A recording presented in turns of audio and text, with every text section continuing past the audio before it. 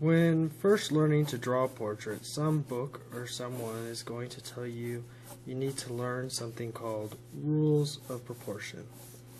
These rules are a set of measurements for the average face. Now, the details of these rules vary, but I'm going to go over some of the basics here. The face is divided into 6 squares of equal size. What you have are 2 across and 3 up and down. Taking the top 2 squares, draw in a circle.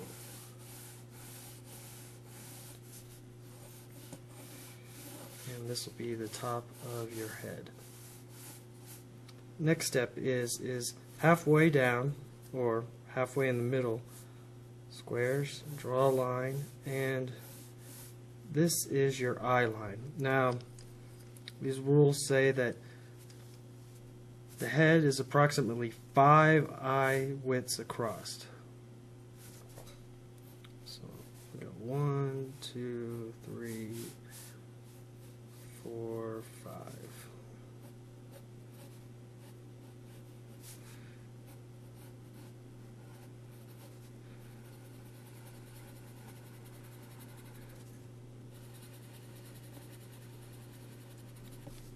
There we have the eyes.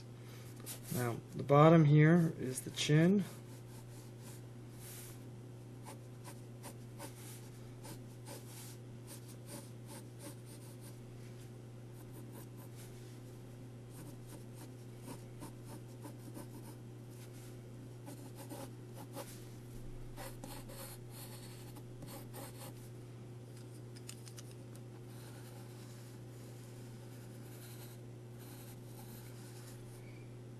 And there we have the rough outline of a face.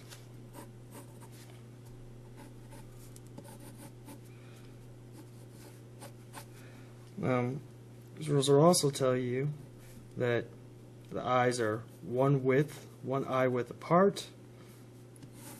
This line here, the nose is 1/3 of the way up. And on the average person, the nose is an eye width across. Now if you go down, straight down from the pupils of the eyes, and halfway up the bottom square will be the bottom of your lips. The corner of the lips will be lined up with the pupils of the eyes.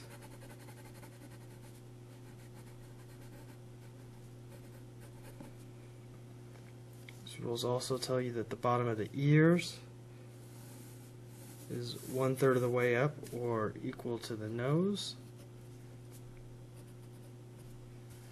and that the top of the ears is roughly aligned with the top of the eyes.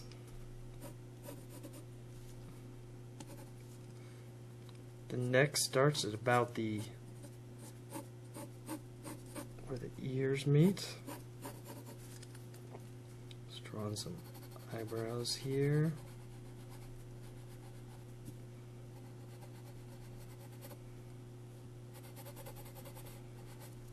And what we're missing is some hair.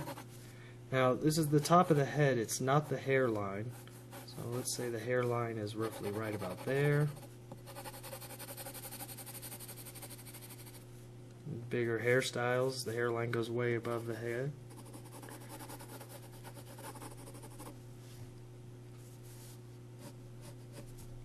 So according to proportion rules, you now have your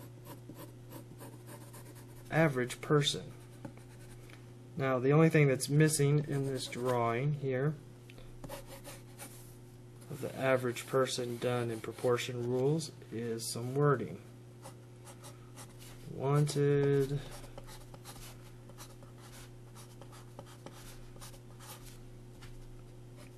I the FBI, and you can rip this out and go hang it up at your local post office, because these proportion rules are generally going to hurt you when trying to draw a face that looks like someone specific. Now, don't get me wrong, these rules are very helpful in cartooning, imagining faces, or doing quick gestural drawings, but there's no such thing as the average person. And if you start out using these rules when trying to draw a portrait of a specific person, you're going to be starting out wrong. One of the most common forms of measuring when drawing is the use of a grid. Grid is basically an overlay of equally spaced lines forming a bunch of equally sized squares.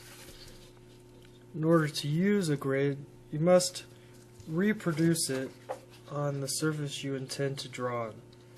In this case, I am using the same scale. My lines are spaced equally to the original, but you can use a grid to enlarge or shrink what you're drawing by changing the size of the squares.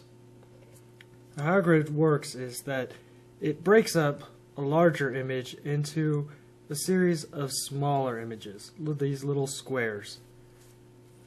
In order to use a grid, you start out and you find, I'll start with this square, and that's this square right here, corresponding squares.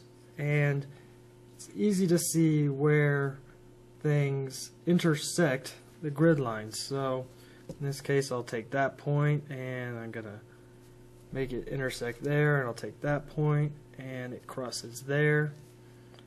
Connect the dots more or less, and I have the outline of that part of the head. I can continue this outline here by using the grid as a reference, paying attention to where things cross, overlaying grid lines.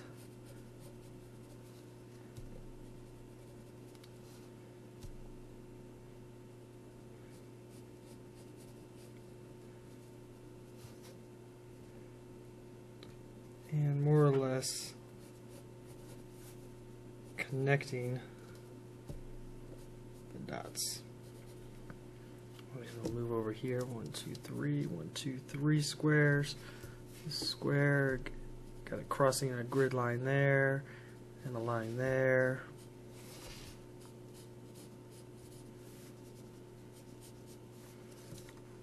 Look here, it crosses right about the same point there.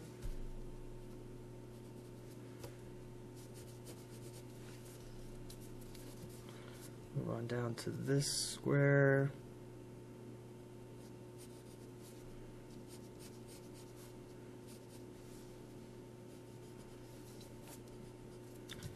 Over to here.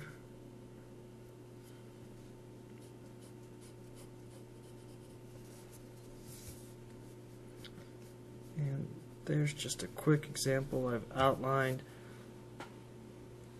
that area. I'm not going to do it all, because there are a lot of drawbacks to using a grid. Grid's a very logical system. It makes sense. Any math teacher would be happy that you're sitting here plotting out points and using a grid.